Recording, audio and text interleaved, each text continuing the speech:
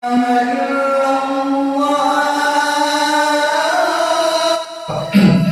kita nggak punya pengetahuan, kita akan menganggap remeh, dan orang yang mengucapkannya itu akan diampuni oleh Allah Subhanahu wa Ta'ala. Sebaik-baik zikir adalah la ilaha illallah, dan sebaik-baik doa adalah kalimat alhamdulillah.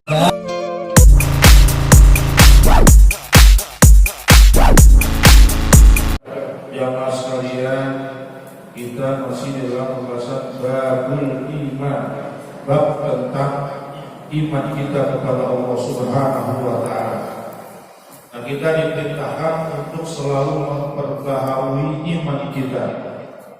Jadi qala Rasulullah sallallahu alaihi wasallam, jaddidu iman. Nabi kita Muhammad sallallahu alaihi wasallam bersabda, perbaharuilah iman kita. Kila, lalu sahabat bertanya, wa kaifa nujaddidu imanana ya Rasulullah, bagaimana perbaharui iman kami? Qala aksiru min qawli la ilaha illallah, perbanyaklah kalimat la ilaha illallah. Jadi satu ilmu lagi, kalau kita diperintahkan oleh Nabi la ilaha illallah. Wasyaikhani an Utsman bin Malik inna Allah qad harrama 'alan nar man qala la ilaha illallah yabtaghi bidzalika wajha Allah. Dari Utsman bin Malik, Nabi kita Muhammad sallallahu alaihi wasallam bersabda, sesungguhnya Allah mengharamkan atas api bagi siapa saja orang yang mengucapkan la ilaha illallah, mengharapkan ridho Allah Subhanahu wa Ta'ala. Jadi ini sudah jaminan dari Allah. Jadi jangan sampai lepas kita untuk memperbanyak kalimat la ilaha illallah Muhammadur Rasulullah. Wa Ibnu Asakir an Ali radhiyallahu anhu anin Nabi sallallahu alaihi wasallam anin Nabi sallallahu alaihi wasallam haddatsani Jibril qala yaqulullah ta'ala, Jibril berkata kepada Nabi kita Muhammad sallallahu alaihi wasallam, berkata atau berfirman Allah, la ilaha illallah hisni, la ilaha illallah itu adalah bentengku. Faman dakhalahu amina min azabi, siapa yang masuk ke benteng Allah maka selamat dari azab Allah Subhanahu wa Ta'ala. Ini hadis diterangkan oleh pengarang ini kitab tentang kalimat la ilaha illallah, agar kita memahami berapa besar kalimat yang kita ucapkan. Sebab sesuatu itu diketahui apabila kita punya pengetahuannya. Kalau kita nggak punya pengetahuan, kita akan menganggap remeh. Jadi ini pengetahuan agar kita memahami betapa besar kalimat yang dijelaskan oleh Nabi kita Muhammad sallallahu alaihi wasallam. Contoh, kalau duit merah biru dia nggak kenal, apalagi anak yang masih menyusui. Itu kalau dia dikasih duit yang merah-merah semua 5 lembar, dia robek. Paham ya? Karena apa? Karena dia nggak paham, nggak tahu manfaat itu duit. Dia milih susu atau milih duit di lembar? Susu, karena pengetahuannya masih di batas susu. Nah, seperti orang yang sholat di riwayat, sholat 2 rakaat dekat kuburan. Ya kalau itu orang-orang dulu kan kuburannya samping-samping masjid gitu ya. Sholat ringan 2 rakaat, sholat bacaannya Fatihah ma qul ya ayyuhal kafirun, Al-Fatihah ma qul huwallahu ahad. Apa yang dikatakan oleh orang yang berada di dalam kubur? Seandainya, jadi orang yang mengatakan aduh, seandainya saya memiliki dunia semua nih, tanah-tanah, emas-emas, berlian-berlian, tanah-tanah semua yang ada di Tamrin tuh, yang ada di Pondok Indah, yang ada di mana-mana, dunia semua dia miliki, lalu dia tukar mau sholat 2 rakaat, maka dia akan tukarkan. Karena dia nggak bisa lagi itu sholat 2 rakaat, karena manfaat sholat 2 rakaat yang ringan itu lebih berharga daripada seluruh dunia yang ada ini. Teman kita yang masih hidup belum tahu, nanti baru mengetahui. Nah, makanya kita diperintahkan oleh Nabi untuk menuntut ilmu agar kita mengetahui apa yang dijelaskan oleh Rasulullah SAW. Di antaranya yang kita bahas adalah kalimat la ilaha illallah. Di siapa yang mengucapkan kalimat la ilaha illallah aman dari azab Allah Subhanahu wa taala. Makanya kita bersyukurlah kita diberikan oleh Allah Subhanahu wa taala taufik wal hidayah dan kecintaan untuk berada di rumahnya Allah Subhanahu wa taala. Dalam Al-Qur'an Allah berfirman, "Walakinna Allah habbaba ilaikumul iman." Dan Allah memberikan kecintaan kepada hamba-Nya yang dikehendaki al-iman. Wa qarraha ilaikumul kufra wal fusuqa wal isyan. Dan Allah menganugerahkan kepada hamba yang dikehendaki kebencian terhadap al-fusuq, kepada maksiat, kepada kekufuran. Jadi kecintaan itu masuk kita dulu di sini itu pemberian yang paling besar dari Allah Subhanahu wa taala. Dunia itu sampah kata Allah, enggak dinilai itu apa. Makanya jangan sampai waktu-waktu kita selama 24 jam ini lepas dari ibadah kepada Allah Subhanahu wa taala. 24 jam sebentar kita duduk di majelis yang mulia ini, atau sholat maghrib, atau sholat subuh, atau baca Al-Quran sebentar, itu kita perhatikan diri kita semuanya. Laisa min abdin yaqulu la ilaha illallah mi'ata marrah illa ba'asahu Allahu yawmal qiyamah wa wajhu kal qamar lailatal badr. Dari Tabrani, dari Abi Darda, tidaklah seorang hamba mengucapkan kalimat la ilaha illallah 100 kali kecuali nanti dibangkitkan oleh Allah Subhanahu wa taala pada hari kiamat, wajahnya seperti wajah bulan purnama, Lailatul Qadar dan sebagainya, terang benderang menyinari bumi dengan terangnya bulan purnama. Bayangkan, ini orang yang mengucapkan la ilaha illallah. Walam yurfa li ahadin yawma idzin amalun afdalu min amalihi illa man qala misla qawlihi aw zada. Tidaklah diangkat seseorang derajatnya pada hari itu yang lebih utama amalannya kecuali dia selalu mengucapkan kalimat la ilaha illallah. Semakin banyak semakin bagus, agar kita selalu dibimbing oleh Allah mengucapkan kalimat yang mulia ini, gitu ya. Kenapa suruh dengerin? Itu karena keutamaan mengucapkan la ilaha illallah itu nggak ada bandingannya. Mudah-mudahan ini pengetahuan yang kita ketahui dari hadis-hadis Nabi dapat kita amalkan. Wa ibnu Majah Umihani la ilaha illallah la yasbiquha amalun wa la takhluqu dzamban. Dari Ummu Hani, la ilaha illallah la yasbiquha amalun, tidak ada amalan yang mendahuluinya, wala takhluqu dzamban, dan tidak meninggalkan dosa. Jadi tidak ada amalan yang paling bagus kecuali kalimat la ilaha illallah. Dan orang yang mengucapkannya itu akan diampuni oleh Allah Subhanahu wa taala. Wa Tirmidzi wa Nasai an Jabir afdhalu dzikri la ilaha illallah wa afdhalu du'a alhamdulillah. Dari Imam Tirmidzi, Imam Nasai dari Jabir, sebaik-baik zikir adalah la ilaha illallah, dan sebaik-baik doa adalah kalimat alhamdulillah rabbil alamin. Jadi dia kita dapat ilmu. Sebaik-baik zikir la ilaha illallah, la ilaha illallah, la ilaha illallah Muhammadur Rasulullah. Doa yang paling bagus alhamdulillah.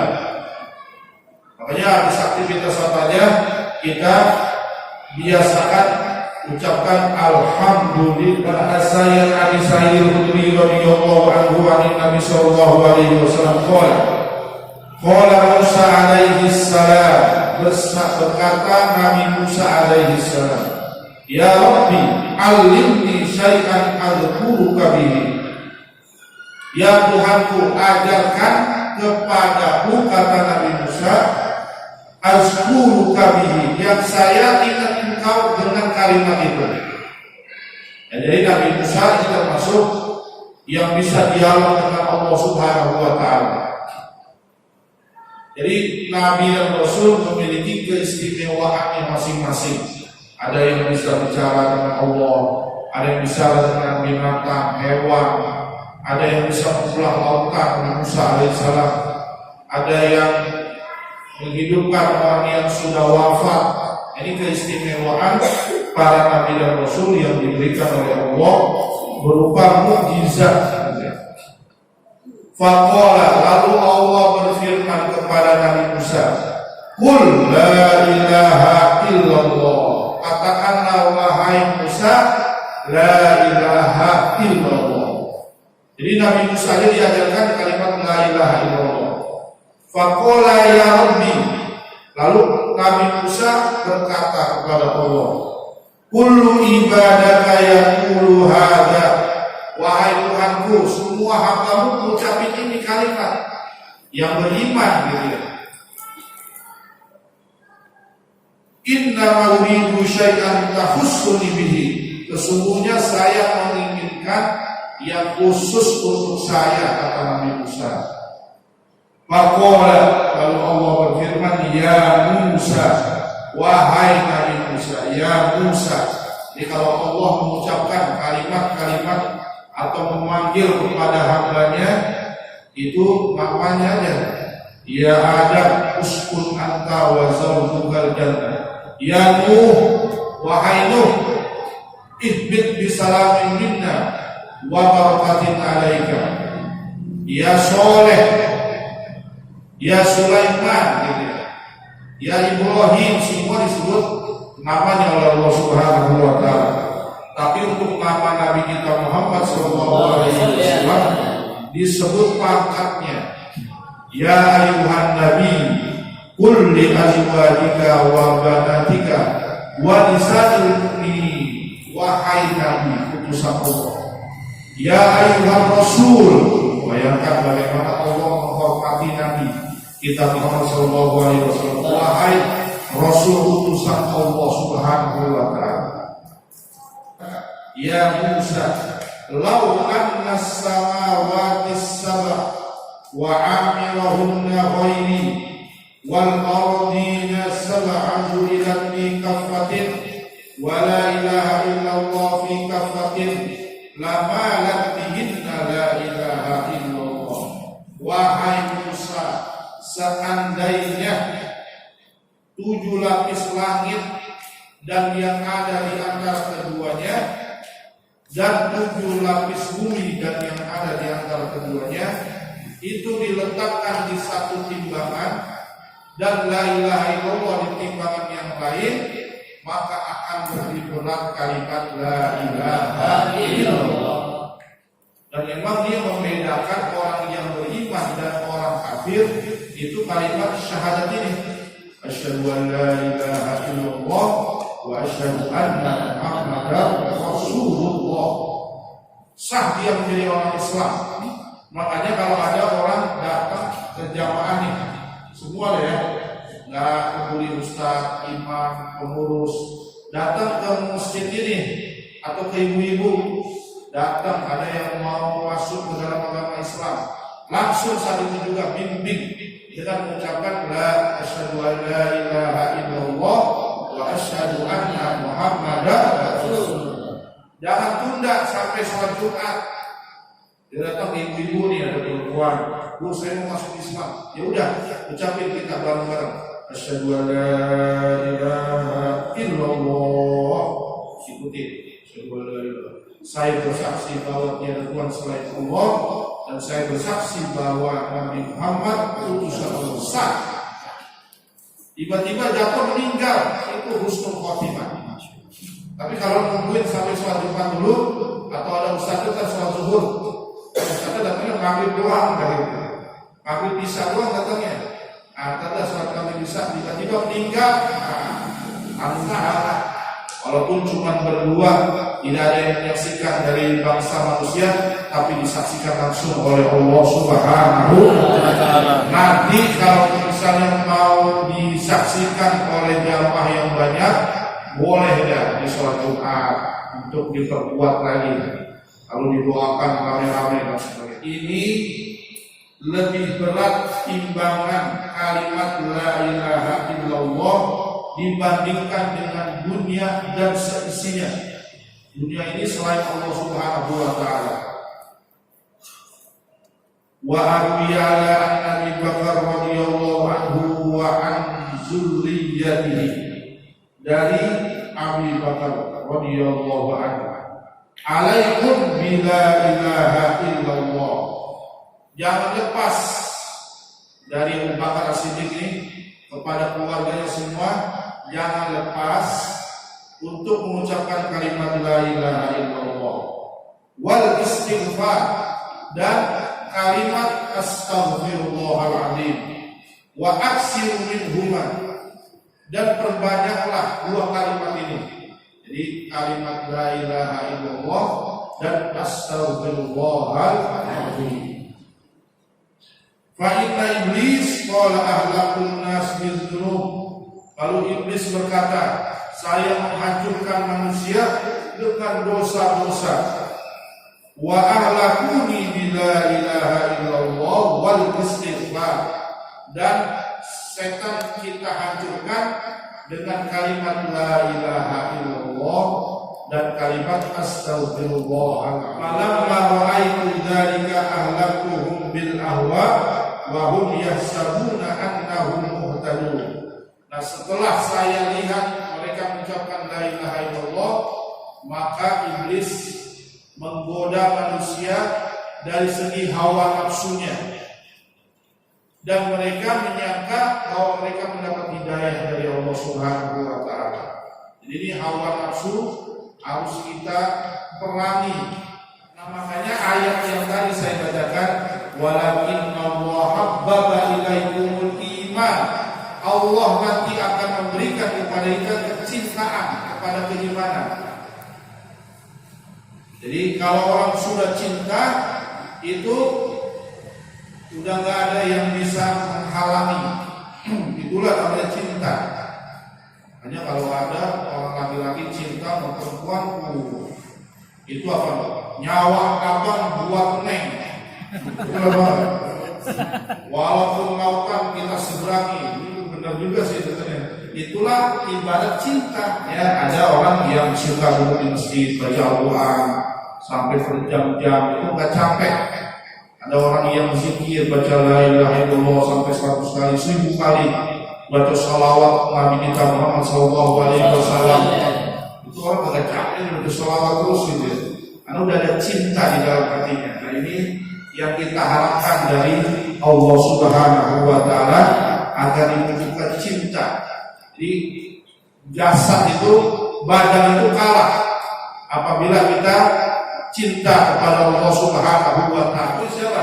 Contohnya Abdullah bin Umi Maktum, sahabat Nabi Muhammad SAW, dan juga muazzinur Rasul. Jadi muazzin Nabi ada dua di kota Madinah, yaitu yang pertama Abdullah bin Umi Maktum yang buta, yang kedua Bilal bin Rabah.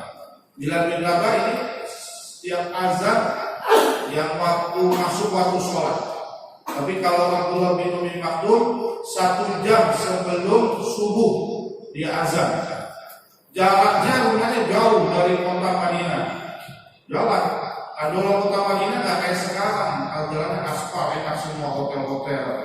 Dulu ada perjalanan, ada batu-batu, ada kerikil-kerikil.